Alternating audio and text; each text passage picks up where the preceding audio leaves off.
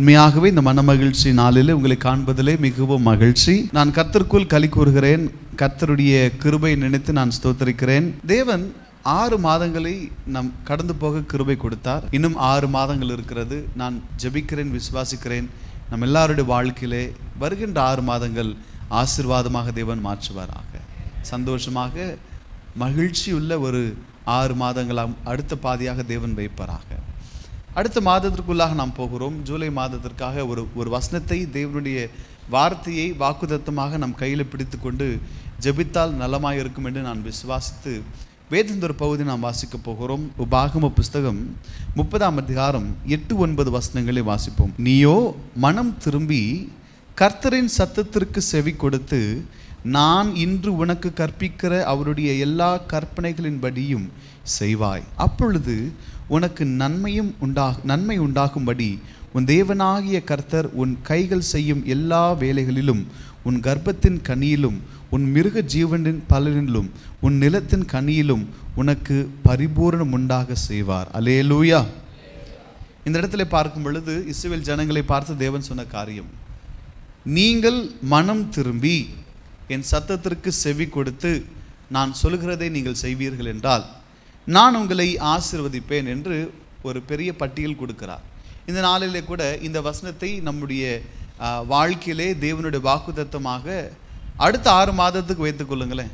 தேவ சபையிலே ஒரு ஊழியக்காரனாக நான் சொல்லுகிறேன். அடுத்த 6 மாதத்துக்கு, ஃபர்ஸ்ட் ஹாஃப் முடிஞ்சு, செகண்ட் ஹாஃப் வச்சுக்கோங்க. முதல்ல நீங்கள் ஏதாகலும் கர்த்தருக்கு பிரியமில்லாத காரியங்கள் செய்கிறீங்கன்னா அதுலேருந்து நீங்கள் மனம் திரும்பி தேவனுடைய சத்தத்துக்கு செவி கொடுத்து அவர் உங்கள்கிட்ட ஏதாவது சொல்கிறாருன்னா, இன்றைக்கி மட்டும் இல்லை, வருகின்ற வாரங்கள் எல்லா வாரங்களிலும் கூட கர்த்தருடைய சத்தம் உங்களுக்கு நேராக வரும் என்றால் அவர் உங்களோடு பேசுகிற வார்த்தைகளுக்கு நீங்கள் செவி கொடுத்து அதன்படி நீங்கள் செய்யும் பொழுது தேவன் கொடுக்கிற வாக்குத்தத்தம் என்ன தெரியுமா? கர்த்தர் உங்கள் கையின் பிரயாசங்களையும், உங்கள் கர்ப்பத்தின் கனியையும், உங்கள் மிருக ஜீவனின் பலனையும், உங்கள் நிலத்தின் பலனையும் பரிபூரணமாக ஆசீர்வதிப்பாராக. அல்லேலூயா. இந்த வாக்குத்தத்தம் உங்களுக்கு சொந்தமாக்குவாராக. உங்களுடைய நீங்கள் செய்கிற எல்லா கையின் பிரயாசங்களை தேவன் ஆஸ்வதிப்பாராக. உங்கள் பிள்ளைகளை தேவன் ஆஸ்வதிப்பாராக. மிருக ஜீவன்கள் ஒருவேளை இந்த நாட்கள் நமக்கு இல்லைன்னா கூட வந்துட்டு உங்களுடைய தொழிலை தேவன் ஆஸ்வதிப்பாராக. உங்களுடைய நிலத்தின் பலனை, உங்களுடைய வியாபாரத்தை தேவன் ஆஸ்வதிப்பாராக. இதுதான் தேவன் இஸ்ரவேல் ஜனங்கள் சொன்ன ஒரு வாக்குத்தத்தம்.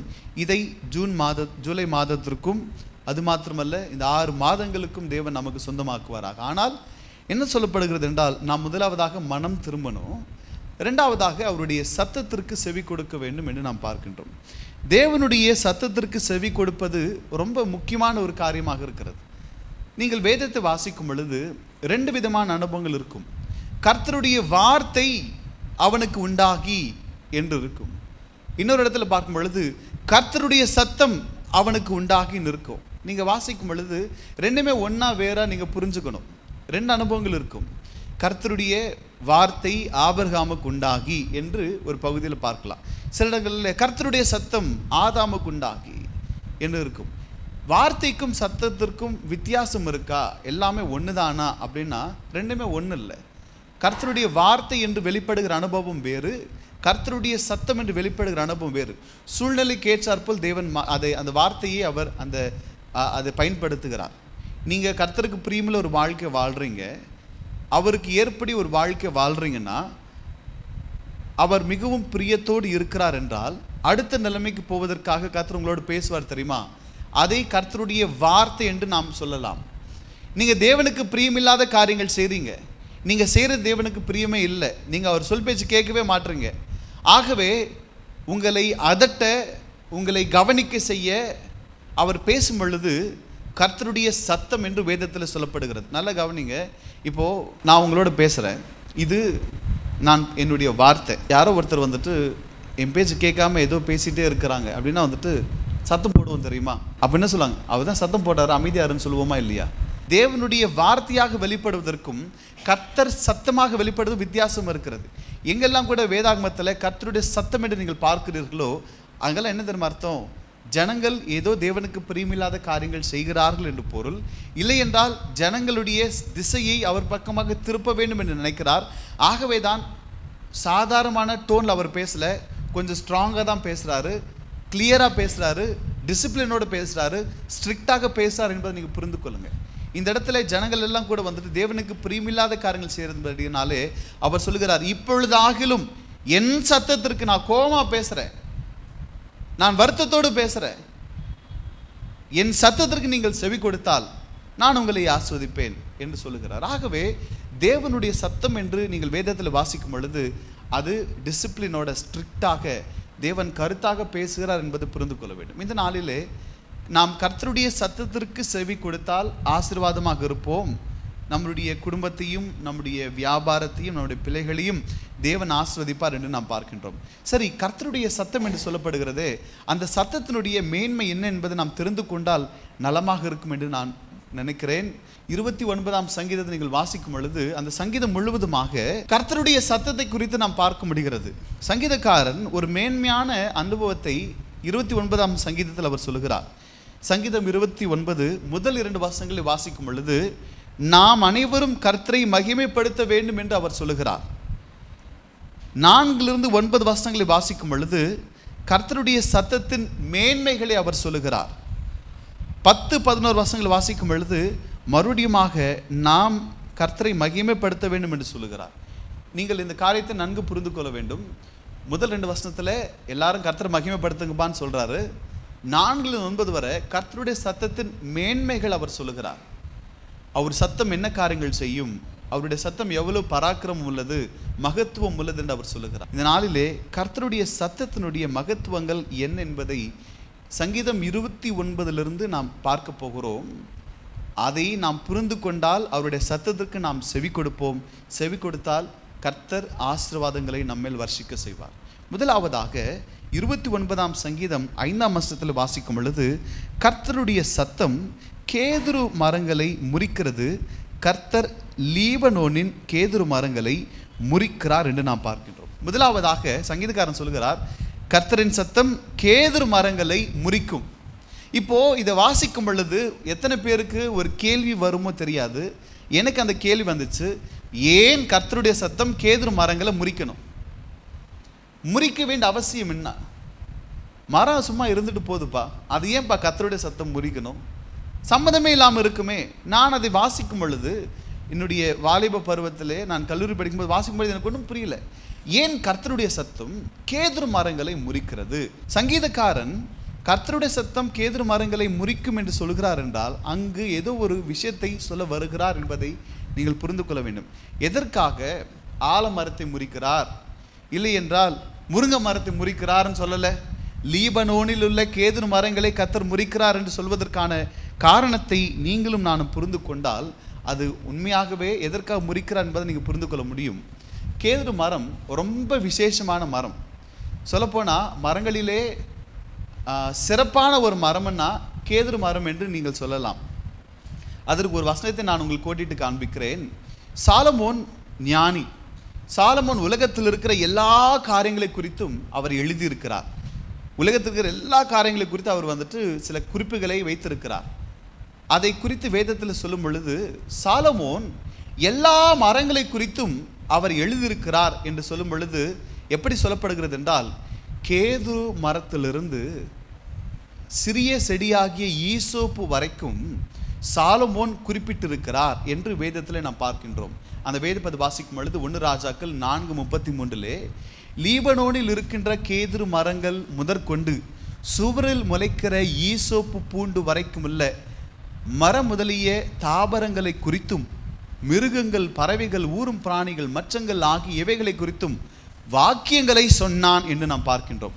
நல்ல கவனிங்க, இந்த இடத்துல ஒரு ரெஃபரன்ஸ்க்காக, இப்போ உதாரணத்துக்கு நாம் என்ன சொல்லுவோம், இந்தியாவை பற்றி சொல்லும் பொழுது இமயம் முதல் குமரி வரை என்று சொல்லுவோம். அப்படின்னா இமயம் வந்து நமக்கு என்னது? ஆரம்பம், த பிகினிங். குமரி என்றால் எண்டு. இப்போ கேதுரு மரங்கள் இருந்து ஈசோப்பு வரை என்றால் அப்போ கேதுரு மரம் என்பது ஒரு ஸ்டார்டிங் பாயிண்டாக இருக்கிறது, த பெஸ்ட், சிறந்தது என்று சொல்லப்படுகிறது. ஆகவே கேதுரு மரம் மற்ற எல்லா மரங்களிலும் சிறந்த மரமாக இருக்கிறது. அது மாத்திரமல்ல, கேதுரு மரத்திற்கு அநேக சிறப்பம்சங்கள் உண்டு. முதலாவதாக இருக்கிற எல்லா மரங்களிலே ரொம்ப ஸ்ட்ராங்கான மரம், ரொம்ப நாட்கள் இருக்கக்கூடிய மரம்னா கேதுரு மரம் தான். ஏசாயா 9:10 அதை குறித்து சொல்லப்படுகிறது. தாவீதும் சொல்லுவார், நான் கேதுரு மரத்தினால் உண்டான வீட்டிலே வாசமாய் இருக்கும் பொழுது தேவனுடைய பெட்டி அது தனியாக நிர்கதியாக இருக்கலாமா என்று சொல்லுகிறார். அப்படின்னா நான் ரொம்ப ப்ரொடெக்டடான பிளேஸில் இருக்கிறேன், என் வீடு கேதுரு மரத்தினால் கட்டப்பட்டது, ஸ்ட்ராங் ஆனது என்று சொல்லுகிறார். ஆகவே கேதுரு மரத்தினுடைய சிறப்பு அம்சம் அது ரொம்ப உறுதியானது, நீடித்து வாழக்கூடியது. அடுத்ததாக நீங்கள் பார்க்கும் பொழுது கேதுரு மரம் மிகவும் அழகானது என்று நாம் பார்க்கின்றோம். 80ஆம் சங்கீதம் 10ஆம் வசனத்திலேயும் எசேக்கியேல் 17:33 பார்க்கும் பொழுது மிகவும் அழகானது, மிகவும் அழகான ஒரு மரமாக காணப்படுகிறது. மூன்றாவதாக கேதுரு மரம் மிகவும் உயரமானது. ஆமோஸ் 2:9 அவனமாகவே எசேக்கியேல் 17:22 பார்க்கும் பொழுது இருக்கிற எல்லா மரங்களிலும் கூட ரொம்ப உயரமானது. நான்காவதாக கேதுரு மரம் நறுமணம் வீசக்கூடிய மரமாக இருக்கிறது. உன்னத பாட்டு 4:11 கேதுரு மரம் நறுமணங்களை வீசும் என்று சொல்லப்பட்டிருக்கிறது. ஐந்தாவதாக கேதுரு மரம் மிகவும் அடர்த்தியானதும் படருகிற மரம் என்று 80ஆம் சங்கீதம் 10:11 நாம் பார்க்கின்றோம். நல்லா கவனிங்க, இத்தனை ஸ்பெஷல் குவாலிட்டிஸ் கேதுரு மரங்களுக்கு இருக்கிறது. ஸ்ட்ராங்கானது, லாங் லாஸ்டிங், ரெண்டாவதாக ரொம்ப அழகாக இருக்கும், ரொம்ப ஹைட்டாக வளரும், ரொம்ப நறுமணம் வீசும், அடர்த்தியாக படருகிற மரம். இப்படிப்பட்ட சிறப்பு அம்சங்கள் இருக்கின்ற மரத்தை பார்த்து சொல்லுகிறார், கேதுரு மரமே உனக்கு இத்தனை சிறப்பு அம்சங்கள் இருந்தாலும், எல்லா மரங்களிலே நீ தலைச்சிறந்த மரமாக காணப்பட்டாலும், அதனால் உனக்கு மேட்டுமை இருந்தால் நான் உன்னை முறிப்பேன் என்று சொல்லுகிறார். நல்ல கவனிங்க, அவர் சொல்ல விரும்புகிற காரணம் என்னன்னா, கர்த்தருடைய சத்தம் கேதுரு மரத்தை முறிக்கும் என்றால் இத்தனை இருக்குன்னு சொல்லி உனக்குள்ள கொஞ்சம் ஒரு மேட்டுமை இருக்கலாம். அந்த மேட்டுமை இருந்தா என்னுடைய சத்தம் உன்னை முறிக்கும் என்று சொல்லுகிறார். கர்த்தருடைய சத்தம் கேதுரு மரங்களை முறிக்கும் என்கிற வார்த்தையினுடைய அர்த்தம் என்ன தெரியுமா? கர்த்தரின் சத்தம் மேட்டுமையானவர்களை தாழ்த்தும் என்று பொருள். ஆகவே அந்த வஸ்திரத்தினுடைய அர்த்தம் நீங்கள் புரிந்து கொள்ளணும். கர்த்தருடைய சத்தம் கேதுரு மரங்களை முறிக்கிறது என்றால் தேவன் என்ன சொல்றாருன்னா, இத்தனை ஸ்பெஷல் குவாலிட்டிஸ் இருக்கிற மரமாக இருந்தாலும் உனக்குள்ளாக மேட்டுமை வந்தால் என் சத்தம் உன்னை முறிக்கும் என்று சொல்லுகிறார். நீ ரொம்ப ஸ்ட்ராங்காக இருக்கலாம், நீ டியூரபிளாக இருக்கலாம், நீ ரொம்ப நறுமணம் வீசலாம், நீ படரலாம், ஆனால் உனக்கு மேட்டுமை இருந்தால் நான் உன்னை முறிப்பேன் என்று சொல்லுகிறார். இந்த நாளிலே தேவன் மறுபடியும் நம்மோடு சொல்ல விரும்புகிற காரணம் என்னன்னா, நம்முடைய வாழ்க்கையிலே எவ்வளவு திறமைகள் எவ்வளவு தாளந்துகள் இருந்தாலும் நமக்குள்ளாக மேட்டுமை என்பது கொஞ்சம் கூட வரக்கூடாது. காரணம், மேட்டுமை உள்ளவர்களை தேவனுடைய சத்தமானது தாழ்த்துகிறது. கர்த்தருடைய சத்தம் அவர்களை முறிக்கிறது என்று நாம் பார்க்கின்றோம். எந்த ஒரு மனுஷன் கர்த்தருக்கு கொடுக்க வேண்டிய கனத்தை கொடுக்காமல் தான் வைத்துக் கொள்கிறானோ அவனுக்கு தான் மேட்டுமை வரும். அந்த மேட்டுமையை தேவன் ஒரு காலமும் விரும்பவில்லை என்று நாம் பார்க்கின்றோம். மேட்டுமையானவர்களை தேவன் ஒரு காலம் கூட கிட்ட சேர்க்க மாட்டார். அவர் நம்ம கூட இருந்தால் தான் நமக்கு ஆசீர்வாதம். நமக்குள்ள எங்கேயா கொஞ்சம் அந்த ஈகோ, அந்த பெருமை, ஆட்டிடியூட் இருந்துச்சுன்னா தேவன் நம்ம கிட்ட கூட சேர்க்க மாட்டார். நான் சொல்லல, வேதம் சொல்லுகிறது. 138ஆம் சங்கீதம் 6ஆம் வசனத்தை வாசிக்கும் பொழுது, கர்த்தர் உயர்ந்தவராய் இருந்தும் தாழ்மையுள்ளவனை நோக்கி பார்க்கிறார், மேட்டுமையானவனையோ தூரத்திலிருந்து அறிகிறார். அந்த வார்த்தை நீங்கள் கவனித்து பாருங்க. மேட்டுமையானவனையோ தூரத்திலிருந்து அறிகிறார். அவனை கிட்ட கூட வரவிட மாட்டாரா, தூரத்திலிருந்தே அவனை அறிவார் என்று நாம் பார்க்கின்றோம். ஆகவே தேவனுக்கு நாம் கிட்டி இருக்க வேண்டுமே தவிர கர்த்தர் நம்மை ஒதுக்கி வைக்கக்கூடாது. ஒரு காலத்திலும் கூட நம்மிடத்தில் இருக்கிற பணத்தை வைத்தோ, வேலை வைத்தோ, குடும்ப பின்னணி வைத்தோ, அந்தஸ்தை வைத்தோ, செல்வாக்கு வைத்தோ நமக்கு மேட்டுமை காணப்படக்கூடாது. மேட்டுமையுள்ள கேதுரு மரத்தை தேவன் முறிக்கிறார். அப்படி என்றால் கர்த்தருடைய சத்தம் மேட்டுமையானவர்களை தாழ்த்தும் என்று நாம் பார்க்க 2 அனுபவங்கள் இருக்குங்க. தாழ்மை உள்ளவர்களை தான் தேவன் ஆஸ்வதிப்பார். மேட்டுமையானவர்களை தேவன் ஒரு காலம் ஆஸ்வதிக்க மாட்டார். ஒன்று நாமே தாழ்த்திக்கணும், இல்லைன்னா கர்த்தருடைய சத்தம் நம்மை தாழ்த்து. வித்தியாசம் புரியுதுங்களா? நாமே நம்மை தாழ்த்திக்கிட்டோம்னா, இப்போ இந்த மாதிரி ஜபத்துக்கு வரும், கர்த்தர் நம்மோடு பேசுகிறார். ஆண்டவரே, இதுக்கு மேலே எனக்கு அந்த இருமாப்பு வேண்டாம், எனக்கு ஆட்டிடியூட் வேண்டாம், ஈகோ வேண்டாம், பெருமை வேண்டாம், என்னை நான் தாழ்த்திக்கிறேன் என்று நீங்களே உங்களை தாழ்த்தி கொண்டால், நான் என்னை தாழ்த்தி கொண்டால் எனக்கு ஆசீர்வாதம் உண்டு. கர்த்தர் என்னை உயர்த்துவார். ஒருவேளை நான் தாழ்த்து கொள்ளாவிட்டால் தேவனே என்னை தாழ்த்துவார். நம்மை நாம் தாழ்த்து கொள்வதை வேதாகமம் மனத்தாழ்மை என்று சொல்லுகிறது.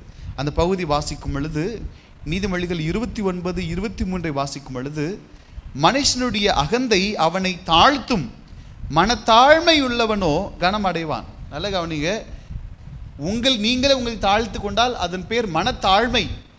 அந்த மனத்தாழ்மை இருந்தால் நீங்கள் கனம் அடைவீர்கள். ஒருவேளை உங்களுக்கு மனத்தாழ்மை இல்லை என்றால் கர்த்தரே உங்களை தாழ்த்துவார். அப்பொழுது உங்களுக்கு வேதனை இருக்கும் என்பதை புரிந்து கொள்ளுங்க. கர்த்தர் உங்களை தாழ்த்தும் பொழுது அதில் ரொம்ப கஷ்டம் இருக்கும். ஒரு மேன்மையான இடத்துல லூசிஃபர் இருந்தான், கர்த்தரை ஆராதித்து கொண்டு இருந்தான். அவனுக்குள்ளாக ஒரு மேட்டுமை வந்தது.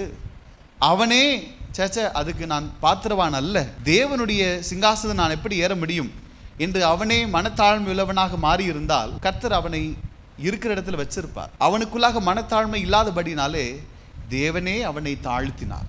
பரலோகத்திலிருந்து அவன் கீழே விழ தள்ளப்பட்டான். அந்த தேவன் தாழ்த்தும் பொழுது வேதனையும் வருத்தமும் காணப்பட்டதாக பார்க்கின்றோம்.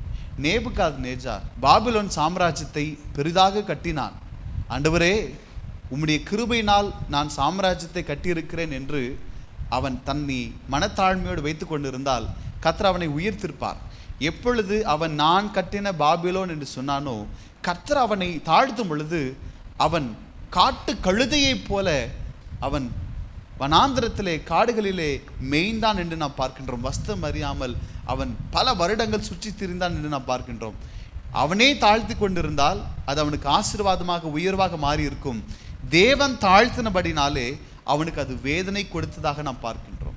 இந்த நாளில் நான் சொல்லுகிறேன், கர்த்தர் நமக்கு சான்ஸ் கொடுக்கிறார். நீயே உன்னை தாழ்த்தி கொண்டால் அது மனத்தாழ்மை. அந்த அனுபவம் இருந்துச்சுன்னா நான் உன்னை உயர்த்துவேன். இல்லை என்றால் என் சத்தம் கேதுரு மரங்களை முறிக்கிறது, அப்படி என்றால் என் சத்தம் மேட்டுமையானவர்களை தாழ்த்துகிறது என்று சொல்லுகிறார். அப்படிப்பட்ட அனுபவம் நமக்கு வரக்கூடாது. அந்த அனுபவம் வந்தால் நமக்கு கஷ்டங்கள் இருக்கும், அது நமக்கு வேதனை தரும் என்பதை புரிந்து கொள்ளுங்க. இந்த 6 மாதங்கள் நீங்கள் ஆசீர்வாதமாக இருக்கணும்னா ஒரு விஷயத்தை முக்கியமாக நீங்கள் பண்ணணும். எந்த இடத்துல கூட உங்களை நீங்கள் பெருசாக நினைக்காதீங்க. எந்த இடத்துல கூட நீங்கள் மேட்டுமை அடைய வேண்டாம். உங்களை நீங்கள் தாழ்த்து கொள்ளுங்க, கர்த்தர் உங்களை உயர்த்துவாராக. அல்லேலூயா. இரண்டாவதாக 6ஆம் வசனத்தில் பார்க்கும் பொழுது லீபனோனையும் சீரியோனையும் காண்டாமிருக குட்டிகளைப் போல துள்ள பண்ணுகிறார் என்று நாம் பார்க்கின்றோம். ரெண்டாவது, கர்த்தருடைய சத்தம் மலைகளை நகர்ந்து போக செய்கிறது. இப்போ இந்த இடத்துல பார்க்கும் பொழுது லீபனோனையும் சீரியோனையும் என்று நாம் பார்க்கும் பொழுது, சீரியோன் என்றால் எர்மோன் மலையை தான் சீரியோன் என்று சொல்லுகிறார்கள். அது ஒரு மலையை காண்டாமிருக குட்டிகளை போல கர்த்தர் துள்ள பண்ணுகிறாரா. இப்போ இதனுடைய அர்த்தம் என்ன நீங்க புரிந்து கொள்ளுங்க. எதற்காக தேவன் மலையை துள்ள பண்ணுகிறார் என்று வேதம் சொல்லுகிறது என்றால், நான் காண்டாமிருக குட்டிகளை போல சீரியோனை துள்ள பண்ணுவேன் என்றால் தேவன் சொல்லுகிறார், நான் சீரியோனை நகர செய்வேன், அதை நான் ஒரு இடத்திலிருந்து மறு இடத்திற்கு நான் அதை நகர்த்துவேன் என்று சொல்லுகிறார். இப்போ ஒரு பெரிய கேள்வி, மலை நகருமா? யோசிச்சு பாருங்க. என்னைக்காவது மலை நகரதை நீங்க பார்த்துருக்கிறீங்களா? மலை நகர்ந்து போவது சாத்தியமா என்றால் உண்மையாகவே சொல்ல போனால் மலையை நகர்த்த முடியாது. இக்காலத்தில் பார்த்தீங்கன்னா வீட்டை நகர்த்துவாங்க, பார்த்துருக்கிறீங்களா? ஒரு இடத்துல கட்டி இருப்பாங்க, ஏதோ ஜாக்கியெல்லாம் வச்சு ஏதோ பண்ணி ஒரு அந்த வீட்டை அடுத்த இடத்துக்கு கொண்டு போகிறாங்க. இல்லைன்னா 2 ஃப்ளோர் மேலே உயர்த்துறாங்க. கட்டின வீட்டை நகர்த்த முடியும், மலையை நகர்த்த முடியுமானா முடியாது. ஆனால் வேதம் சொல்லுகிறது கர்த்தருடைய சத்தம் மலையை நகர்த்துகிறது என்று நாம் பார்க்கின்றோம். எப்படிங்க முடியும்னா, உண்மையாகவே எந்த மனுஷனாலும் மலையை நகர்த்த முடியாது. ஆனால் மலை நகருமா? எப்போ தெரியுமா? பூமி அதிர்ச்சி ஏற்படும் பொழுது, நிலநடுக்கங்கள் ஏற்படும் பொழுது அந்த அசைவிலே கொஞ்சம் கொஞ்சமாக மலைகள் நகரும் என்று ஜியோகிராஃபிக்கலாக சொல்லுகிறார்கள். அதை நான் உங்களுக்கு வாசித்து காண்பிக்கிறேன். Mountains can indeed move. Mountains are formed by the movement of the earth's crust known as tectonic plates. These plates are in constant motion and slowly moving over the earth's mantle என்று நாம் பார்க்கின்றோம். மலைகள் உண்மையில் நகர முடியும். Tectonic தட்டுகள் எனப்படும் பூமியின் மேலோட்டத்தின் இயக்கத்தால் மலைகள் உருவாகுகின்றன. இந்த தட்டுகள் நிலையான இயக்கத்தில் உள்ளன மற்றும் மெதுவாக பூமியின் மேண்டல் மீது நகரும் என்று நாம் பார்க்கின்றோம். மலைகள் நகரும் எப்பொழுது தெரியுமா? பூமி அதிர்ச்சி ஏற்படும் பொழுது நகரும். அதை தேவன் மாத்திரமே மலையை நகர்த்தக்கூடியும், வேற யாராலும் கூட மலையை நகர்த்தக்கூடாது. ஆகவே சீரியோனை நான் நகர்த்துவேன் என்று, கர்த்தருடைய சத்தம் நகர்த்துகிறது என்று நாம் வாசிக்கின்றோமே, அதனுடைய பொருள் என்ன தெரியுமா? கர்த்தருடைய சத்தம் அசாத்தியமானவைகளை உங்கள் வாழ்க்கையிலே சாத்தியமாக்கும் என்று தேவன் சொல்லுகிறார். எப்படி மலையை நகர்த்துவது அசாத்தியமான காரியமோ, அதை தேவன் எப்படி செய்கிறாரோ அவ்வளமாகவே கர்த்தருடைய சத்தம் உங்கள் வாழ்க்கையிலே அசாத்தியமாக இருக்கின்ற காரியங்களை சாத்தியமாக்கும் என்று தேவன் சொல்லுகிறார். நான் முன்பு சொல்லியிருந்தேன், எந்த ஒரு மனுஷனும் கூட ஒரு வீட்டை நகர்த்துறது போல மலையை நகர்த்த முடியாது, கர்த்தர் ஒருவரை நகர்த்த முடியும். நம்முடைய வாழ்க்கையில் பல காரியங்கள் இம்பாசிபிளாக இருக்கலாம். இது நடக்கவே நடக்காது, என் வாழ்க்கையில் வந்துட்டு இந்த ஆசீர்வாதம், இந்த அனுபவம், இந்த ஒரு மேன்மை எனக்கு நடக்கவே நடக்காது என்று சொல்லி நீங்கள் எதை அசாத்தியமாக நினைக்கிறீர்களோ அந்த காரியத்தை தேவன் சாத்தியமாக்குவார். கர்த்தருடைய சத்தம் சாத்தியமாக்கும். அதுதான் சங்கீதக்காரன் சொல்கிறான், கர்த்தர் சீரியோனை காண்டாமிருகத்தின் குட்டிகளைப் போல துள்ள பண்ணுகிறார், கர்த்தர் மலையை நகர்த்துகிறார் என்று சொல்கிறார். தேவஜனம், இந்த நாளிலே கர்த்தருடைய சத்தம் உங்களுக்கு நேராக வரும் என்றால் உங்களுடைய வாழ்க்கையில் எது இம்பாசிபிளாக நினைக்கிறீங்களோ அதை தேவன் சாத்தியமாக்குவார். எல்லாரும் சொல்லுங்க அல்லேலூயா. மத்தேயு 19:26 வாசிக்கும் பொழுது இயேசு அவர்களை பார்த்து, மனுஷரால் இது கூடாததுதான், தேவனால் எல்லாம் கூடும் என்றார். மனுஷனால் முடியாது, ஆனால் தேவனால் முடியும். கர்த்தருடைய சத்தம் நினைத்தால் அது செய்து முடிக்கும் என்பதை நீங்களும் நானும் புரிந்து கொள்ள வேண்டும். அதற்கு ஒரே ஒரு உதாரணத்தை சொல்லுகிறேன். யோசுவாவும் அவனுடைய சேனையும் சத்துருக்களுக்கு முன்பதாக, எமோரியருக்கு முன்பதாக அவர்கள் சண்டையிடுகிறார்கள். இப்பொழுது சண்டை நீடித்து கொண்டே போகிறது. இருட்டுச்சு. இருட்டின பிறகு சண்டை போட முடியுமா? நல்லா யோசிச்சு பாருங்க. யோசுவாவும் ஜனங்களும் சண்டை போடுகிறார்கள். இருட்டுச்சுன்னா வந்துட்டு கண்ணு தெரியாது, சண்டை போட முடியாது. இப்போது இன்றைக்கி எல்லாரையும் கொன்னாதான் அடுத்த நிலைமைக்கு போக முடியும். அப்போது யோசுவா என்ன செய்கிறாருன்னா, ஆண்டவரே, இருட்டுனா எங்களுக்கு வெளிச்சம் இருக்காது, நாங்கள் சண்டை போட முடியாது, ஆகவே நான் சத்துருக்களை ஜெயிக்கிற வரைக்கும் இருட்டவே கூடாதுன்னு சொல்கிறான். இப்போ ஒரு கேள்வி, இது மாதிரி ஜெபம் பண்ணலாமா? இது நடக்குமா? யோசிச்சு பாருங்களேன். இருட்டுச்சுன்னா என்னால் சண்டை போட முடியாது, நான் எல்லாரையும் கொல்ற வரைக்கும் சூரியன் அஸ்தமிக்க கூடாதுன்னு சொல்கிறான். உங்களுக்கு தெரிஞ்சு எனக்கு தெரிஞ்சு நாம் தாத்தா முப்பாட்டன் காலத்து வரைக்கும் சூரியன் வந்துட்டு அது எப்போ உதிக்கணுமோ அப்போ உதிக்குது, எப்போ மறையணுமோ மறையுது, அவ்வளோதான். இன்றைக்கா ஒரு நாள் வந்துட்டு ஒரு 2 மணி நேரம் எக்ஸ்ட்ரா கூட வந்துச்சுன்னு சொல்ல முடியுமா? இல்லவே இல்லை. நைட் 8 மணிக்கு சூரிய வெளிச்சத்தை யாரை கண்டு இருக்கிறீங்களா? இல்லை, அசாத்தியமான காரியம். ஆனால் தேவனுடைய பிள்ளைகள் கேட்டதற்காக தேவன் யோசுவாவினுடைய ஜெபத்தை கேட்டு சூரியனை அஸ்தமிக்க விடாமல் ஒரு இடத்துல நிறுத்தினார் என்று வேதம் சொல்லுகிறது.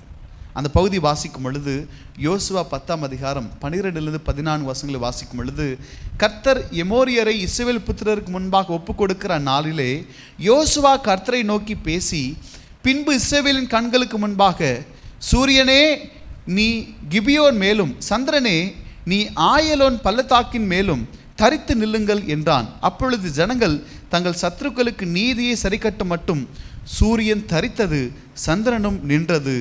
இது யாசேரின் புஸ்தகத்தில் எழுதியிருக்கவில்லையா?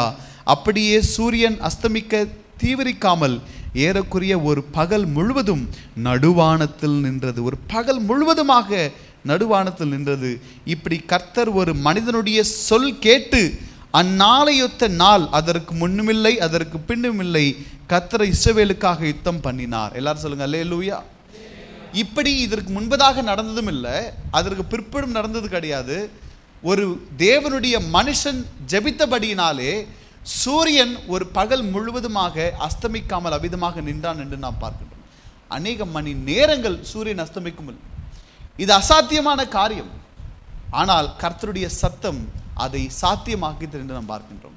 இந்த நாளிலே உங்களுடைய வாழ்க்கையில் இது இம்பாசிபிள், இது நடக்கவே நடக்காது, எனக்கு பிள்ளைகள் இருக்க மாட்டாங்க, எனக்கு வளர்ச்சி இருக்காது, எனக்கு வந்துட்டு இந்த வியாதி மாறாது, எனக்கு இந்த ஆசீர்வாதம் வராது என்று சொல்லி எவைகளை நீங்கள் இம்பாசிபிளாக நினைக்கிறீங்களோ, இந்த நாளில் தேவன் சொல்லுகிறார், கர்த்தருடைய சத்தம் மலைகளை நகர்த்துகிறது. அப்படி என்றால் அசாத்தியமானவைகளை சாத்தியமாக்குறது. யோசுவாவினுடைய ஜெபத்தை கேட்டு சூரியனை அஸ்தமிக்க விடாமல் ஒரு இடத்துல நிற்க செய்தார் என்றால் உங்களுடைய வாழ்க்கையிலே கர்த்தருடைய சத்தம் அசாத்தியமானவைகளை சாத்தியமாக்குவதாக. எல்லாரும் சொல்லுங்க அல்லேலூயா. அது எப்படிப்பட்ட காரியமாக இருந்தாலும் நீங்கள் ஜெபம் பண்ணணும். ஆண்டவர் உம்முடைய சத்தம் என் வாழ்க்கையிலே தொனிப்பதா. உம்முடைய சத்தம் சீரியோன் மலைகளை நகர்த்துகிறது ஆண்டவரே. எந்த ஒரு மனுஷனாலும் மலையை நகர்த்த முடியாது. உம்முடைய சத்தம் மலையை நகர்த்துகிறது, அசாத்தியமானவைகளை சாத்தியமாக்குறது. என் வாழ்க்கையில் உம்முடைய சத்தம் தொனிப்பதாக.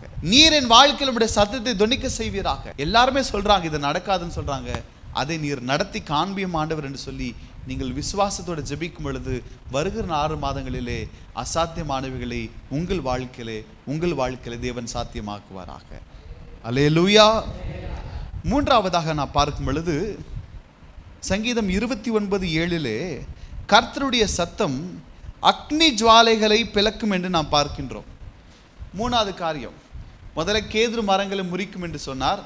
இரண்டாவது மலைகளை நகர்த்துகிறது என்று சொன்னார். மூன்றாவதாக கர்த்தருடைய சத்தம் அக்னி ஜுவாலைகளை பிளக்கும் என்று நாம் பார்க்கின்றோம். நல்லா கவனிங்க. இப்போ உங்ககிட்ட வந்துட்டு ஒரு கேக்கை கொடுத்து அப்போ 2ஆ வெட்டுனா வெட்டுவீங்க.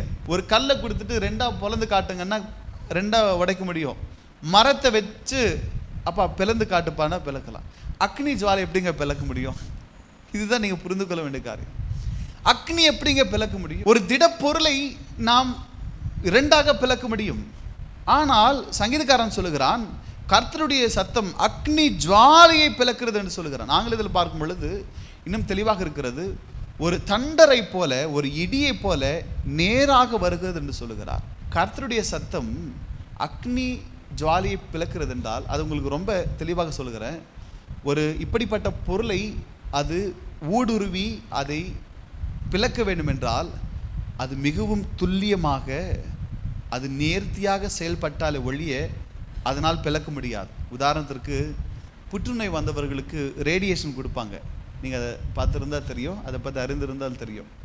இப்போது வயிற்றுக்குள்ள கொழுப்பு இருக்குது, சதை இருக்குது, அதற்குள்ள ஒரு பலவிதமான உறுப்புகள் இருக்குது, இங்கே ஒரு இடத்துல கட்டி இருக்குது. சரியாக சரீரத்தையும் நரம்புகளையும் எதையுமே வந்துட்டு பாதிக்காமல் நேராக அந்த கட்டியை மட்டும் அழிக்கணும்னா அது எவ்வளவு துல்லியமாக செயல்படணும். இப்போ சாதாரண ஒரு பொருள்னா உடைக்கிறது ஈஸி. உள்ளே இருக்கிற ஒரு கட்டியை அழிக்கணும்னா அந்த ரேடியேஷன் எவ்வளவு அக்யூரேட்டாக, ஒரு ஷார்ப்பாக செயல்படணும். அப்படிதான் தேவனுடைய வார்த்தை உங்களுடைய வாழ்க்கையிலே அது நேராக, நேர்த்தியாக, கூர்மையாக வருகிறது என்று சங்கீதக்காரன் சொல்லுவதற்காக தான் அவர் சொல்லுகிறார் கர்த்தருடைய சத்தம் அக்னி ஜுவாலையை பிளக்கும் என்று சொல்லுகிறார். ஒரு சாதாரண பொருளை உடைக்கிறது பெரிய விஷயம் இல்லை. ஆனால் அக்னி ஜுவாலை போன்ற ஒரு காரியத்தை உள்ளே இருக்கிற அந்த சின்ன ஆட்டம்ஸ் எல்லாமே கூட வந்துட்டு உடைக்கணும்னா அது ரொம்ப அக்யூரேட்டாக, ரொம்ப ஷார்ப்பாக செயல்படணும். தேவனுடைய வார்த்தை உங்களுடைய வாழ்க்கையிலே எப்படி செயல்படும் என்றால் மிகவும் துல்லியமாக, நேர்த்தியாக நம் வாழ்விலே காரியங்களை செயல்படுத்தும் என்று சங்கீதக்காரன் சொல்லுகிறார். கர்த்தர் உங்களோடு பேசினாருன்னா பொதுவாக பேசுகிறவர் அல்ல, கிளியராக பேசுவார். இதை நீ செய், உங்ககிட்ட தான் பேசுகிற, நீ இதை மாற்றிக்கொள் என்று சொல்வார். பொதுவாக சொல்லுகிறவர் அல்ல. நீங்கள் சபைக்கு வரீங்க, மற்றவங்கிட்ட பேசுகிறாரோ இல்லையோ நீங்கள் யோசிக்கக்கூடாது. உங்களோட தேவன் நிச்சயமாக பேசுவார். ஒரு நாள் உட்காரும் பொழுது ஏதோ ஒரு வார்த்தை அக்யூரேட்டாக நீங்கள் ஒன்று நினச்சிட்டு வந்திருப்பீங்க, ஏதோ ஒரு அனுபவத்தில் வந்திருப்பீங்க. வந்து உட்காரும் பொழுது அதற்கு ஏற்றார் போல ஒரு வார்த்தை உங்களுக்கு நேராக வரும், சரியாக துல்லியமாக சொல்லப்படும். அப்படித்தான் வேதம் சொல்கிறது கர்த்தருடைய சத்தம் மிகவும் துல்லியமாக, நேர்த்தியாக அது வந்து என்ன செய்யணுமோ அதை செய்து போகும் என்று நாம் பார்க்கின்றோம். ஆகவே இந்த நாளிலே தேவனுடைய வார்த்தை வரும் பொழுது பொதுவாக வராது, உங்களிடத்திற்கு வரும். அது எதற்காக வருகிறதோ அதை செய்து முடித்து போகும். ஒருவேளை கர்த்தருடைய வார்த்தை உங்களுக்கு நேராக வந்திருக்கலாம், ஒரு வாக்குத்தத்தமாக நீங்கள் பெற்றிருக்கலாம். அந்த வாக்குத்தத்தம் நிறைவேறுமா, நிறைவேறாதா, கர்த்தர் அதை செய்வாரா, செய்ய மாட்டாரா, இது எனக்கு தானா என்கின்ற கேள்வி உங்களுக்கு வரக்கூடாது. கர்த்தருடைய சத்தம் ஒரு காலமும் கூட வீணாக போகாது. அது துல்லியமாக செய்ய வேண்டிய காரியத்தை செய்து முடிக்கும். ஒரு கதிர்வீச்சு, ரேடியேஷனே அது மற்ற எந்த ஒரு காரியத்தை தொடாமல் அது என்ன செய்ய வேண்டுமோ அதை செய்து வருகிறது என்றால் அக்னி ஜுவாலையை பிளக்கக்கூடிய துல்லியமாய் இருக்கிற தேவனுடைய வார்த்தை உங்கள் வாழ்க்கையில் என்ன செய்யுமோ அது செய்து நிச்சயமாகவே கடந்து வரும். அல்லேலூயா. எத்தனை பேர் விசுவாசிக்கிறீங்க கர்த்தர் உங்களுக்கு கொடுத்த எல்லா வார்த்தையையும் வாக்குத்தத்தங்களையும் தேவன் நிச்சயமாகவே நிறைவேற்றுவார்? நம்புறீங்களா? அது எப்படிப்பட்ட வாக்குத்தத்தமாக இருந்தாலும் சரி, நீங்கள் அதை நிச்சயமாகவே காண்பீர்கள். ஒரு ஒரு வாக்குத்தத்தம் வந்துட்டு தேவன் கொடுத்து அதை செய்யலை என்பதற்கு வேதத்தில் கூட எங்கேயுமே கூட வந்துட்டு நீங்கள் ஒரு எவிடன்ஸ் கூட சொல்ல முடியாது. மோசேக்கு தேவன் சொன்னார், உன்னை கானான் தேசத்திற்குள்ளாக வழி நடத்துவேன் என்று சொன்னார். ஆனால் கானான் தேசத்துக்கு போகிறதுக்கு முன்னாடி இறந்துட்டான். இப்போ அந்த வாக்குத்தத்தம் நிறைவேறிச்சா இல்லையா? இப்போ இதுதான் கேள்வி. மோசேக்கு என்ன சொன்னார் தேவன்? நீ இஸ்ரவேல் ஜனங்களை கானான் தேசத்திற்கு வழி நடத்துவா என்று சொன்னார். ஆனால் இடையில வந்துட்டு பிரச்சனை பண்ணா, அதனால் வந்துட்டு நீ கானான் சுதந்திரிப்பதில் என்று சொன்னார். நடுவில் செத்து போயிட்டான். அப்போ முதல்ல ஒரு வாக்குத்தத்தம் கொடுத்தாரு. அப்போ அது நிறைவேறிச்சா இல்லையா? நிறைவேறல தானே? நீங்கள் சொல்லுங்கள், நிறைவேறிச்சா இல்லையா? யார் கானானுக்கு போனது? யோசுவா தான் போனா, மோசே போகவே இல்லை. நடுவில் இறந்து போயிட்டானே. ஆனால் ஆரம்பத்தில் வந்துட்டு முச்செடி நடுவில் இருக்கும்போது என்ன சொன்னார்? இதோ ஜனங்களை வழிநடத்தும்படி நான் உன்னை ஏற்படுத்தி நீ கானானுக்கு கொண்டு போவேன்னு சொன்னார். அப்போ எங்கே? அப்போ அந்த வாக்குத்தத்தம் போயிடுச்சான்னா நிறைவேறிச்சு. எப்படின்னா, இயேசுவானவர் மறுரூப மலையில் நிற்கும் பொழுது மோசே அங்கே நின்றதாக வேதம் சொல்லுகிறது. நீங்கள் வேதத்தை வாசிக்கும் பொழுது மறுரூப மலையில் 2 பேர் நிற்போம். ஒருத்தர் எலியா, இன்னொருத்தர் மோசே. சரீரத்திலே அவர் கானானுக்கு போகாவிட்டாலும் ஆவியிலே இயேசுவோடு மறுரூப மலையிலே கானானிலே மோசே நின்றான். தேவன் அதை நிரூபித்து அந்த வாக்குத்தத்தத்தை நிறைவேற்றினார். அவர் சொன்னால் நிச்சயமாகவே செய்து முடிப்பார். ஆகவே இந்த நாளிலே கர்த்தர் உங்களுக்கு என்ன வாக்குத்தத்தம் கொடுத்தாலும் அது ரொம்ப அக்யூரேட்டாக இருக்கும். சரி, ஒருவேளை எனக்கு இல்லை நினைக்கிறேன் அப்படின்னு நினைக்காதீங்க. ஒரு வாக்குத்தத்தம் கொடுத்தாருன்னா அதை கடைசி வரைக்கும் நிறைவேற வரைக்கும் நீங்கள் அதை பிடித்துருங்க. ஒரு காலமும் கூட அந்த வாக்குத்தத்தம் வீணாக போகவே போகாது. ஒரு நாளிலே பவுல் ஜெபிக்கும் பொழுது தேவன் ஒரு வார்த்தை கொடுக்கிறார், ஒரு தரிசனத்தை கொடுக்கிறார். அந்த தரிசனம் என்னன்னா, அப்போஸ்தலர் 16:9 வாசிக்கும் பொழுது அங்கே ராத்திரியிலே பவுலுக்கு ஒரு தரிசனம் உண்டாயிற்று. அது என்னவெனில், மக்கதோனியா தேசத்தான் ஒருவன் வந்து நின்று, நீர் மக்கதோனியாவுக்கு வந்து எங்களுக்கு உதவி செய்ய வேண்டும் என்று தன்னை வேண்டிக் கொண்டதாக இருந்தது. நல்ல கவனிங்க, அவன் ஊழியத்துக்கு எங்கே போகணும்னு தெரியல, ஜெபிக்கிறான். அன்றைக்கி நைட்டு வந்துட்டு ஒரு தரிசனம் வருகிறது. என்ன தரிசனம்னா, மக்கதோனியா தேசத்திலிருந்து ஒருவன் வந்து நின்று, நீர் மக்கதோனியாவுக்கு வந்து எங்களுக்கு உதவி செய்ய வேண்டும் என்று தன்னை வேண்டிக் கொண்டதாக பார்க்கிறோம். நல்லா கவனிங்க, இப்போ அவர் தூங்குறார். இப்போ ஒருத்தன் வரான். ஒருத்தன் வந்துட்டு 2 கையை நீட்டி எங்கள் ஊருக்கு வந்து மக்கதோனியாவுக்கு வந்து எங்களுக்கு ஹெல்ப் பண்ணுங்க அப்படின்னு சொல்கிறான். சரி, அந்த தரிசனம் வந்த உடனே அவன் எழுந்து மக்கதோனியாவுக்கு போகிறான். எப்படி போனானோ தெரியாது. போய் இறங்கின உடனே அந்த மாதிரி ஒருத்தர் வந்து எங்களுக்கு ஹெல்ப் பண்ணுங்கன்னு கேட்கவே இல்லை. யாருமே அவனை இன்வைட் கூட பண்ணலை, வாங்க வாங்கன்னு கூட சொல்லலை. வராரு.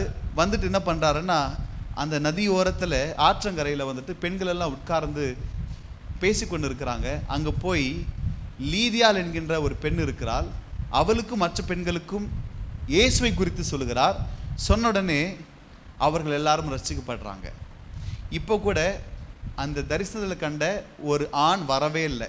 அதுக்கு அடுத்தது அவர் வழியில் போகும் பொழுது பிசாசை கொண்டு வியாபாரம் பண்ணுகின்ற ஒரு பேய் பிடிச்ச ஒரு பெண்மணி இருக்கிறார். எல்லா விதமான ஜோசியங்கள் சொல்லுகிறார். அவளை பவுல் குணமாக்குகிறார். நல்ல கவனிங்க, அவள் வந்துட்டு என்னை குணமாக்கும் சொல்லலை, இவரே போய் அவளை குணமாக்குகிறார். இப்போ கூட வந்துட்டு ஒரு பெண்ணை தான் பார்க்குறார், ஆண் பார்க்கவே இல்லை. எந்த ஒரு ஆணும் இவர்கிட்ட வரல. இவர் இந்த பெண்ணை சுகமாக்குறார். சுகமாக்கின உடனே ஜனங்களை எல்லாரும் வந்து எங்கள் வியாபாரத்தை கெடுத்துட்டேன்னு சொல்லிட்டு சரியாக அடிக்கிறாங்க, கல் எறிகிறாங்க. அடித்து முதுகை கழித்து அவங்கள வந்துட்டு ஜெயிலில் போடுறாங்க. ஜெயிலில் போட்டு அடுத்த நாள் அவர்களை கொலை செய்யணும்னு முடிவு பண்ணிட்டாங்க. இப்போ ஒரு கேள்வி என்னன்னா, அவர் அமைதியாக படுத்து தூங்கிட்டு இருந்தார். தூங்கும்போது கனவுல என்ன வந்துச்சு? யாரோ ஒருத்தங்க மக்கதோனியாவிலேருந்து வந்து எங்களுக்கு ஹெல்ப் பண்ணுங்கன்னு சொன்னாங்க. ஆனால் அது நடக்காமலே இப்போ சாக போகிறார். இப்போ ஜெயிலுக்கு வந்துட்டாரு, அடி வாங்கியாச்சு. இப்போது அடுத்த நாள் சாக போகிறாரு. இது வரைக்கும் ஒரு ஆண் கூட எங்களுக்கு உதவி செய்யுங்கன்னு கேட்கவே இல்லை. பெண்கள் தான், அதுவும் இவர் தான் அவங்க பெண்கள்கிட்ட போனார், இவர் தான் சுகமாக்குனாரு, இயேசு குறித்து சொன்னார். இப்போ என்ன நடக்குது? வாக்குத்தத்தம் நிறைவேறலையா? இப்படிப்பட்ட ஒரு சூழ்நிலையில் பவுலும் சீலாவும் என்ன செய்தால் என்று நாம் பார்க்கும் பொழுது, அப்போஸ்தலர் 16:22-24 வாசிக்கும் பொழுது, அப்பொழுது ஜனங்கள் கூட்டம் கூடி அவர்களுக்கு விரோதமாய் எழும்பினார்கள். அதிகாரிகள் அவர்கள் வஸ்திரங்களை கிழித்து போடவும் அவர்களை அடிக்கவும் சொல்லி அவர்களை அநேக அடி அடித்த பின்பு சிறைச்சாலையில் வைத்து அவர்களை பத்திரமாய் காக்கும்படி சிறைச்சாலைக்காரனுக்கு கட்டளையிட்டார்கள். அவன் இப்படிப்பட்ட கட்டளையை பெற்று அவர்களை உட்காவல் அறையிலே அடைத்து அவர்கள் கால்களை தொழு மரத்தில் மாட்டி வைத்தான் என்று நாம் பார்க்கின்றோம். இப்போ தேவன் சொன்ன வாக்குத்தத்தம் நிறைவேறிச்சா இல்லையா என்றால் நிறைவேறல. இதுதான் அர்த்தம், நிறைவேறல. இப்போ நாம இருந்தால் என்ன நினச்சிருப்போம், ஆண்டவரே யாரோ ஒருத்தங்க ஹெல்ப் கேட்டாங்க அதனால தானே நான் வந்தேன், இப்போ யாருமே ஹெல்ப் கேட்கலையே, அப்போ உம்முடைய வார்த்தை அக்யூரேட்டாக இல்லையா, உம்முடைய வார்த்தை துல்லியமானது இல்லையா, உம்முடைய வார்த்தை நேர்த்தியாக சொன்ன காரியத்தை செய்யாதா, ஒரு தரிசனம் கொடுத்தீங்க அந்த தரிசனம் நிறைவேறாமலே நான் சாகிறேனே என்பது போல் ஒரு குழப்பம் வரலாம். ஆனால் பவுலும் சீலாவும் என்ன செய்கிறார்கள் என்றால், தொழுமரத்தில் அவர்கள் கால் கட்டப்பட்டிருந்தாலும் முதுகெல்லாம் கிழிக்கப்பட்டிருந்தாலும் கர்த்தரை அவர்கள் துதித்து பாடுகிறார்கள். அப்பொழுது பூமி அதிர்ச்சி ஏற்பட்டது என்று நாம் பார்க்கின்றோம். அந்த பகுதி நாம் மறுபடியும் வாசிக்கும் பொழுது 27-28 வசனங்களை வாசிக்கும் பொழுது, சிறைச்சாலைக்காரன் நித்திரை தெளிந்து சிறைச்சாலையின் கதவுகள் திறந்திருக்கிறதை கண்டு கட்டுண்டவர்கள் ஓடி போனார்கள் என்று எண்ணி பட்டியத்தை உருவி தன்னை கொலை செய்து கொல்ல போனான். பவுல் மிகுந்த சத்தமிட்டு, நீ உனக்கு கெடுதி ஒன்றும் செய்து கொள்ளாதே, நாங்கள் எல்லாரும் இங்கேதான் இருக்கிறோம் என்றான். நல்ல கவனிங்க, இப்பொழுது சிறைச்சாலை கதவுகள் எல்லாம் திறக்கப்பட்டது, சங்கிலிகள் அறுப்புண்டது, பவுலும் சீலாவும் தப்பிச்சான்னு நினச்சி சிறைச்சாலை காவல் அதிகாரி எவன் தொழு மரத்தில் இவர்களை கட்டினானோ அவன் தன்னை குத்திக்கொள்ள நினைக்கிறான். இப்பொழுது பவுலும் சீலாவும் சொல்கிறாங்க, உனக்கு எந்த சேதம் வர வேண்டாம், நாங்கள் எங்கேயும் போகலை, இங்கே தான் இருக்கிறோம் என்று சொல்கிறாங்க. இப்போ அந்த காவல் அதிகாரி என்ன சொல்கிறான் என்று பாருங்க. 29-30 வசனங்களை வாசிக்கும் பொழுது, அப்பொழுது அவன் தீபங்களை கொண்டு வர சொல்லி உள்ளே ஓடி நடுநடுங்கி பவுலுக்கும் சீலாவுக்கும் முன்பாக விழுந்து அவர்களை வெளியே அழைத்து வந்து இப்பொழுது சொல்லுகிறான், ஆண்டவன்மாரே, ரட்சிக்கப்படுவதற்கு நான் என்ன செய்ய வேண்டும் என்றான். நல்ல கவனிங்க, இப்போ அவன் கையை நீட்டி கேட்குறான், ஆண்டவன்மாரே, ரட்சிக்கப்பட நான் என்ன செய்ய வேண்டும், எனக்கு ஹெல்ப் பண்ணுங்கன்னு கேட்குறான். இப்போ சொல்லுங்க, வாக்குத்தத்தம் நிறைவேறிச்சா இல்லையா? நிறைவேறிச்சு. ஒருவேளை அவனை அடித்து ஜெயிலில் போடும்போது கர்த்தர் சொன்ன தரிசனம் பொய்யாச்சுன்னு நினச்சிருக்கலாம். கர்த்தர் சொன்னார், ஆனால் அது செய்யலை, அவர் மறந்துட்டாரு, யாருமே வரலையே என்கிட்ட ஹெல்ப் கேட்டு, அப்போ கர்த்தர் பொய் சொன்னாரா, அப்போ எனக்கு மட்டும் தேவன் தரிசனத்தை நிறைவேற்ற மாட்டாரா என்பது போல் ஒரு கேள்விக்குறி நமக்கு ஏற்படலாம்.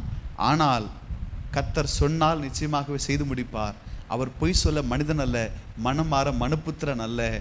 சிறைச்சாலை காவல் அதிகாரி அவன் முட்டி போட்டு, ஆண்டவன்மாரே, நான் ரட்சிக்கப்பட என்ன செய்ய வேண்டும், எனக்கு ஹெல்ப் பண்ணுங்கன்னு கேட்குறான்.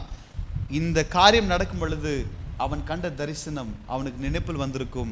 இதற்காக தான் கர்த்தர் அங்கு கொண்டு வந்தார்.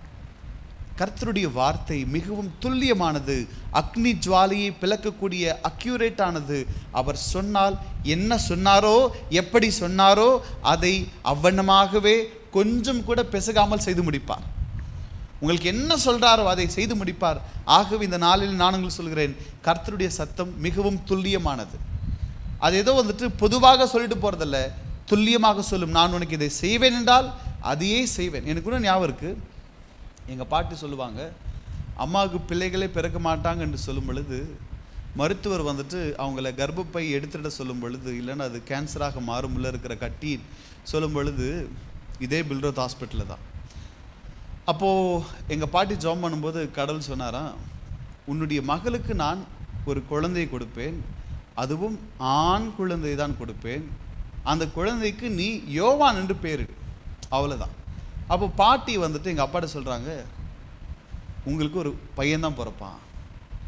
ஒருவேளை யாரை பார்க்குறோம் எப்பா குழந்தையே பிறக்காது, உள்ள ஒரு கட்டி இருக்குது, அது கேன்சரை மாறப்போகுதுன்னு சொல்லி அந்த காலத்தில் ரொம்ப சீஃபான ஸ்பெஷலிஸ்ட் டாக்டர் ஜெகநாதன் என்றவர், அவர் பார்த்து சொல்கிறாரு, அந்த கேன்சர் கட்டியாக மாறும், குழந்தையே பிறக்காது, உன் மனைவியை நீ காப்பாற்றிக்கோ, குழந்தையை தத்தெடுத்துக்கலாம் என்று சொல்லும் பொழுது கர்த்தருடைய வார்த்தை எவ்வளோ அக்யூரேட்டாக இருக்குது பாருங்கள்.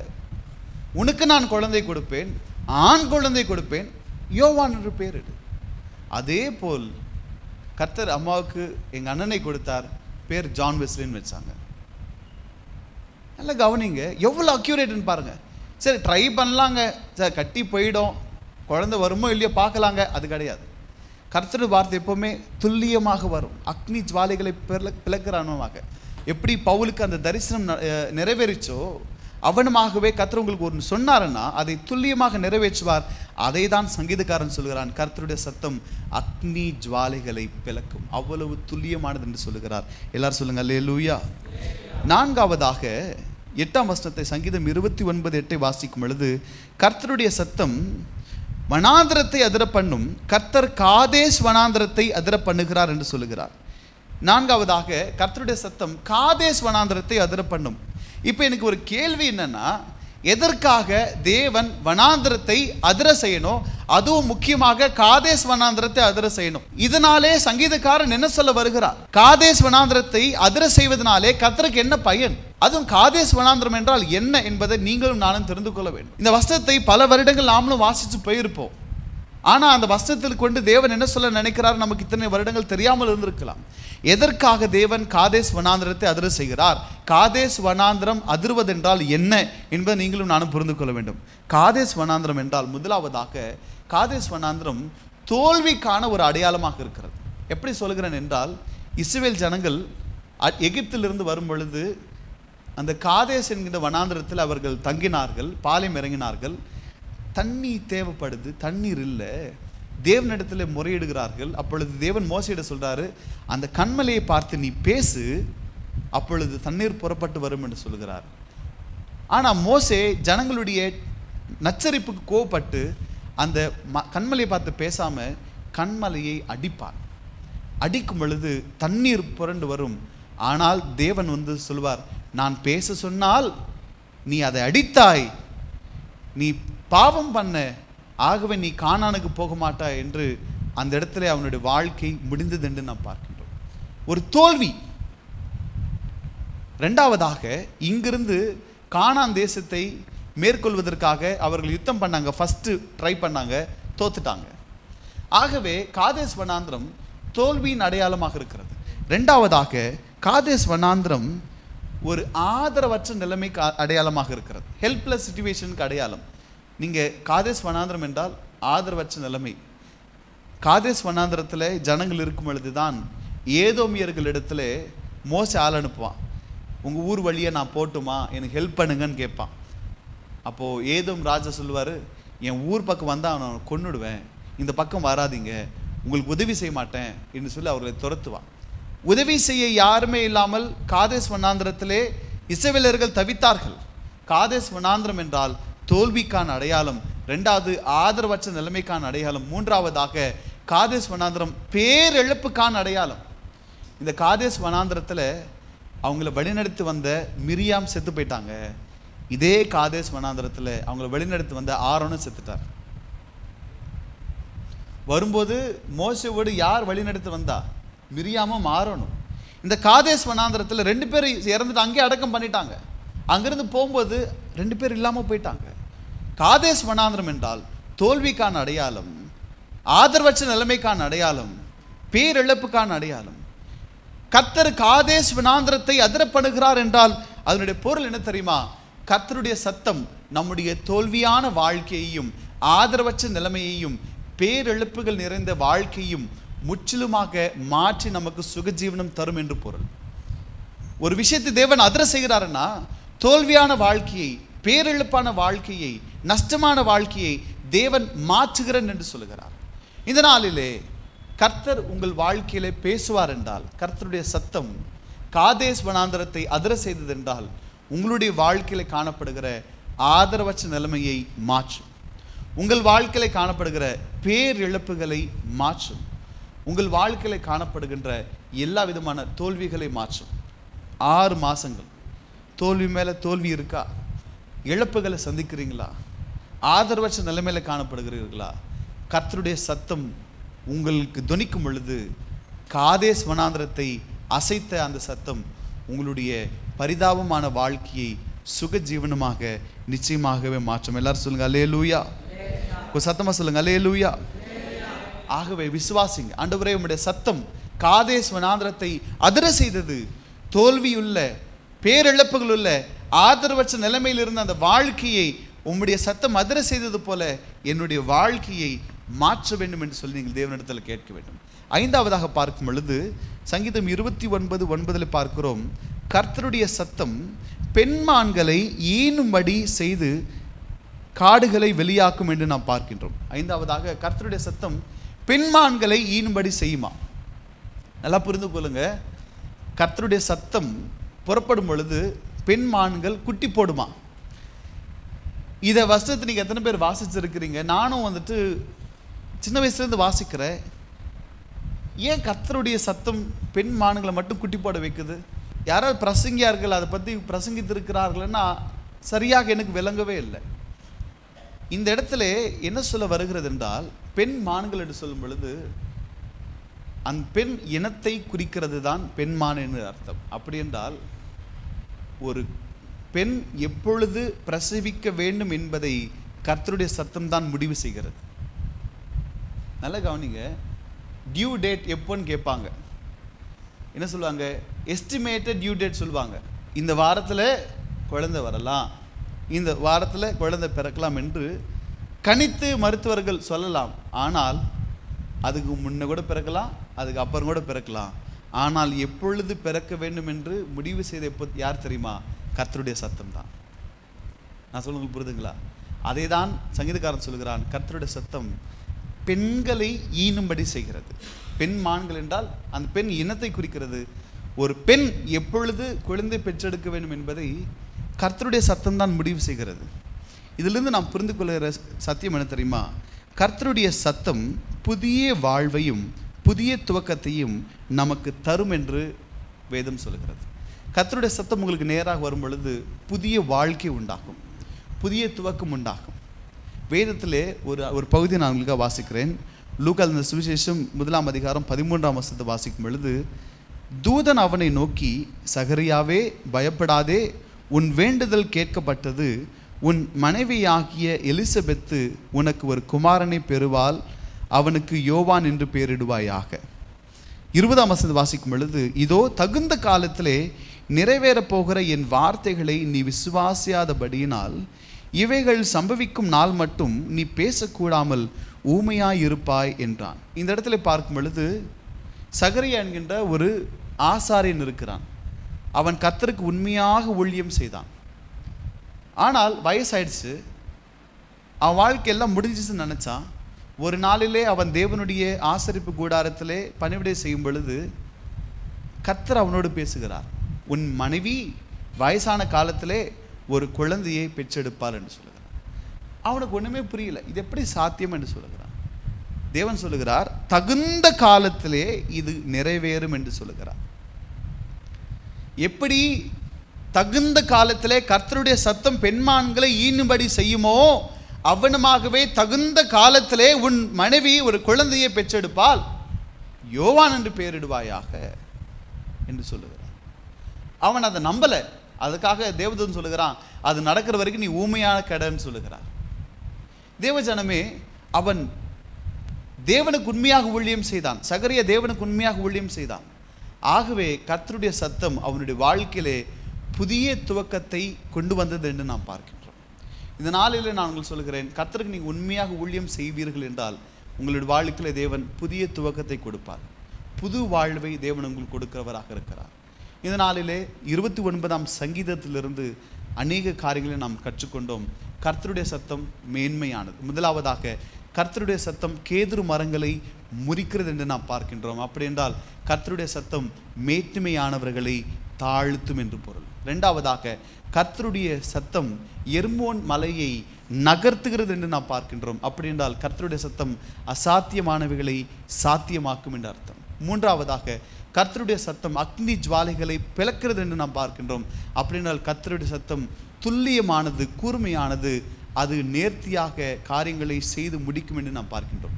நான்காவதாக கர்த்தருடைய சத்தம் காதேஸ் வனாந்திரத்தை அதிர பண்ணும் என்று நாம் பார்க்கின்றோம். அப்படி என்றால் கர்த்தருடைய சத்தம் உங்களுடைய வாழ்க்கையில் காணப்படுகிற தோல்வியான அனுபவங்களை எல்லா விதமான இழப்பு நிறைந்த அனுபவங்களை, ஆதரவற்ற நிலைமையை கர்த்தருடைய சத்தம் மாற்றும் என்று நாம் பார்க்கின்றோம். ஐந்தாவதாக, கர்த்தருடைய சத்தம் பெண்மான்களை ஈன்படி செய்யும் என்றால் கர்த்தருடைய சத்தம் உங்கள் வாழ்க்கையிலே புது துவக்கத்தையும் புது வாழ்வையும் தரும் என்று பொருள். இந்த 5 காரியங்கள் கர்த்தருடைய சத்தம் நம் வாழ்க்கையிலே செய்கிற காரியங்களாக இருக்கிறது. ஆகவே இந்த காரியங்களை நாம் செய்யும் பொழுது நிச்சயமாகவே தேவன் நம் வாழ்க்கையில பெரிய காரியங்கள் செய்வார். இந்த நாளிலே ஒரு உலமாற நான் சொல்கிறேன், தேவ சத்தத்திற்கு நீங்கள் செவி கொடுங்க. கர்த்தருடைய சத்தத்திற்கு செவி கொடுங்க. இது ரொம்ப முக்கியம். எப்பொழுதெல்லாம் பிரசங்கிக்கப்படுகிறதோ அந்த வார்த்தைகள் நீங்கள் செவி கொடுங்க. உங்களை கர்த்தர் திருந்த சொல்கிறாருன்னா திருந்துங்க. சில காரியங்களை மாற்றுக்க சொல்கிறாருன்னு மாற்றிக்கொள்ளுங்க. அந்த சத்தம் உங்களுக்கு நேராக வரும் பொழுது மெத்தனை போக்காக இருக்காதீங்க. ஏன்னா அது ரொம்ப மகத்துவம் உள்ளது, வல்லமையுள்ள சத்தம் என்பதை புரிந்து கொள்ளுங்க. ஒருவேளை நீங்கள் கர்த்தருடைய சத்தத்திற்கு கீழ்ப்படிலைன்னா உங்களுக்கு என்ன நடக்கும், எனக்கு என்ன நடக்கும்னா, அதிலிருந்து ஒரு வேத வசனத்தை நான் உங்களுக்கு காண்பிக்க விரும்புகிறேன். யோசுவாவின் புஸ்தகம் 5ஆம் அதிகாரம் 6ஆம் வசனத்தை வாசிக்கும் பொழுது, கர்த்தருடைய சத்தத்திற்கு கீழ்ப்படியாமற் போன எகிப்திலிருந்து புறப்பட்ட யுத்த புருஷரான யாவரும் மாலும் மட்டும் இஸ்ரவேல் புத்திரர் 40 வருஷம் வனாந்தரத்திலே நடந்து திரிந்தார்கள். கர்த்தர் எங்களுக்கு கொடுக்கும்படி அவர்கள் பிதாக்களுக்கு ஆணையிட்ட பாலும் தேனும் ஓடுகிற தேசத்தை அவர்கள் காண்பதில்லை என்று கர்த்தர் அவர்களுக்கு ஆணையிட்டிருந்தார். நல்ல கவனிங்க, யுத்த புருஷர்கள் எகிப்திலிருந்து கானானுக்காக புறப்பட்டு வந்தார்கள். அவர்கள் கர்த்தருடைய சத்தத்திற்கு செவி கொடுக்காதபடினாலே அவர்கள் கானானுக்கு போகலை. அவர்களுக்கு என்ன நடந்திருந்தால், முதலாவதாக அவர்களுடைய வாழ்விலே முக்கிய பிரைம் இயர்ஸ் 40 வருஷம் வனாந்திரத்தில் சுற்றியே செத்து போயிட்டாங்க. ரெண்டாவதாக அவங்களுடைய இலக்காகிய கானானுக்கு போக முடியல. மூன்றாவதாக அவர்கள் பாதியிலேயே மரித்து போனார்கள். தேவ சத்தத்தை யார் கேட்கவில்லையோ அவர்களுடைய முக்கிய வருஷங்கள் வீணாக போகும். தேவ சத்தத்திற்கு செவி கொடுக்காதவர்கள் தங்களுடைய இலக்கை அடைய முடியாது. தேவ சத்தத்திற்கு செவி கொடுக்காதவர்களுடைய வாழ்க்கை பாதிலே முடிந்து போனது என்று சொல்லி வேதத்தில் நாம் பார்க்கின்றோம். ஆகவே கர்த்தருடைய சத்தத்தை செவி கொடுக்கலன்னா பிரைம் இயர்ஸ் போயிடும். ஒரே ஒரு காரியத்தை சொல்லுகிறேன், நீங்கள் எடுக்கிற முடிவு தான் உங்கள் வாழ்க்கையை தீர்மானிக்குது. 20 வயசில் நீங்கள் என்ன படிக்கணும் என்று கர்த்தருடைய சத்தம் உங்களுக்கு நேராக வரும் பொழுது அதுக்கு செவி கொடுத்து நீங்கள் படிச்சிருந்தா உங்கள் வாழ்க்கை எங்கேயோ போயிருக்கும். அங்கே நீங்கள் கோட்டை விட்டதுனால பல வருஷங்கள் வீணாக போயிடுச்சு. கல்யாணம் வரும் பொழுது யாரை தெரிந்து கொள்ள வேண்டும் என்று கர்த்தருடைய சத்தத்திற்கு நீங்கள் செவி கொடுத்திருந்தா ரொம்ப நல்லா இருந்திருக்கும். அதை செவி கொடுக்காம நான் பிடிச்ச முயலுக்கு 3 கால் நினச்சதுனால அதில் பல வருஷங்கள் போயிடுச்சு. எப்படி இஸ்ரவேல் யுத்த புருஷர்களுக்கு அவர்கள் கர்த்தருடைய வார்த்தையை செவி கொடுக்காதனால 40 வருஷம் வேஸ்ட் ஆச்சோ, நிறைய கிறிஸ்தவர்களுடைய வாழ்க்கை தேவ சத்தத்துக்கு செவி கொடுக்காமலேயே அநேக வருஷங்கள் நாசமாக போச்சு. செவி கொடுக்க வேண்டிய காலத்தில் அவர்கள் செவி கொடுத்திருந்தா வாழ்க்கை எங்கேயோ போயிருக்கும். இப்போ ஆகிலும் செவி கொடுத்தா இன்னும் இருக்கிற வாழ்க்கையாவது நம்ம காப்பாற்றிக்க முடியும். அதுதான் தேவன் சொல்லுகிறார், இப்பொழுதாகிலும் என் வார்த்தைக்கு செவி கொடு. செவி கொடுக்காதவர்கள் யுத்த புருஷர்கள் 40 வருஷம் வனாந்திரத்தில் அலைந்து திரிந்து இலக்கை அடியாமல் பாதிலே செத்து போனாங்க. தேவனுடைய வார்த்தைக்கு சத்தத்திற்கு செவி கொடுக்காதவருடைய முடிவு இதுதான். நாம் அப்படி ஆகக்கூடாது என்றால் கர்த்தருடைய வார்த்தைக்கு செவி கொடுத்தால் நம்முடைய வருஷங்கள் வீணாக போகாது. ரெண்டாவதாக நம் இலக்கை நாம் அடைய முடியும். மூன்றாவதாக பூரண வயதிலே நாம் நிம்மதியாக மரிக்க முடியும். ஆகவே கர்த்தருடைய சத்தத்திற்கு செவி கொடுப்போம். நாம் எல்லாருமாக எழுந்து நின்று தேவ சமூகத்திலே ஒரே ஒரு காரியத்தை நாம் ஜெபிப்போம். ஆண்டவரே, உம்முடைய சத்தத்திற்கு நாங்கள் செவி கொடுக்க ஆயத்தம். உம்முடைய சத்தத்திற்கு நாங்கள் செவி கொடுக்க ஆயத்தம். எங்கள் வாழ்க்கையை மாற்றும் ஆண்டவர். ஜூலை மாதத்திற்கான வாக்குத்தத்தம் இதுவே. யார் மனம் திரும்பி கர்த்தருடைய சத்தத்திற்கு செவி கொடுக்கிறார்களோ கர்த்தர் அவர்களுடைய கையின் பிரயாசங்களை ஆசீர்வதிப்பார். அவர்களுடைய கர்ப்பத்தின் கனியை ஆசீர்வதிப்பார். அவர்களுடைய மிருக ஜீவன்களை ஆசீர்வதிப்பார். அவர்களுடைய நிலத்தின் பலனை ஆசீர்வதிப்பார். பரிபூர்ணமாய் ஆசீர்வதிப்பார். ஆனால் இந்த வாக்குத்தத்தம் ஜூலை மாதத்திற்கு மாத்திரமல்ல, இந்த வருடம் முழுவதும் உங்களுக்கும் எனக்கும் காணப்பட வேண்டும் என்றால் நாம் கர்த்தருடைய சத்தத்திற்கு செவி கொடுக்க வேண்டும்.